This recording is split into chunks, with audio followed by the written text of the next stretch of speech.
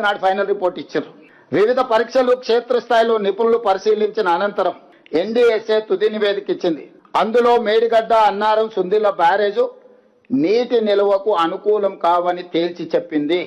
Page number 346 పేజీలో Medigadda barrage 7వ black నష్టం వల్ల బ్యారేజ్ నుంచి నీటి మళ్లింపు పనికి రాకుండా పోయింది. ఈ నివేదికలో 346 పేజీల స్పష్టంగా 7th బ్లాక్ డ్యామేజ్ అవ్వడం వల్ల నీటిని నింపడం కానీ నీటిని మళ్లించడం కానీ కుదరదు. దీనివల్ల మొత్తం ఎంటైర్ మేడిగడ్డ బ్యారేజ్ దెబ్బతిన్నదని చెప్పింది. 352 పేజీలో అన్నారం బ్యారేజ్ తీవ్రంగా దెబ్బతిన్నది, నీటి మళ్లింపు సురక్షితం కాదని చెప్పింది. 356 పేజీలో సుందిళ్ల బ్యారేజ్ తీవ్రంగా దెబ్బతిన్నందున నీటిని మళ్లించడం సురక్షితం కాదని చెప్పింది. ఫైనల్ గా ఎగ్జిక్యూటివ్ సమ్మరీలో 17th పాయింట్ 3 బ్యారేజీలు తీవ్ర నష్టాలను క్రోడీకరించింది. సమగ్ర పునరుద్ధరణ డిజైన్ అవసరమని స్పష్టం చేసింది.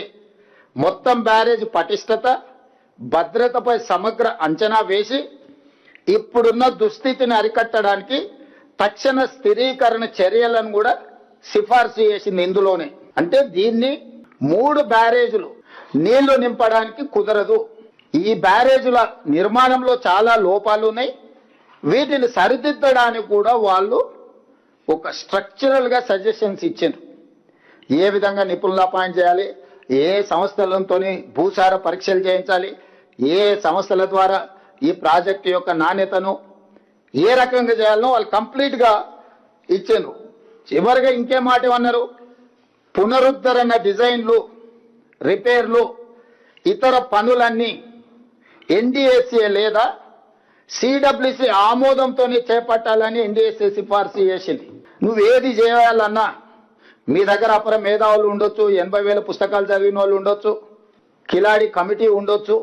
ఈ కిలాడి కమిటీలు ఇచ్చే నివేదికలు లేకపోతే సూచనలతోని మీరు ముందుకు వెళ్ళడానికి వీల్లేదు. ఎవరిచ్చే సూచనలు పాటించాలంటే ఎన్డీఎస్ఏ లేదా CWC central water commission committee, ఈ ఇద్దరిని పరిగణలోకి తీసుకున్న తర్వాతనే మీరు ఏ పని చేసినా కూడా దీన్ని ముందుకు తీసుకెళ్లాలని స్పష్టంగా చెప్పింది. ఇదే ఆ నివేదిక.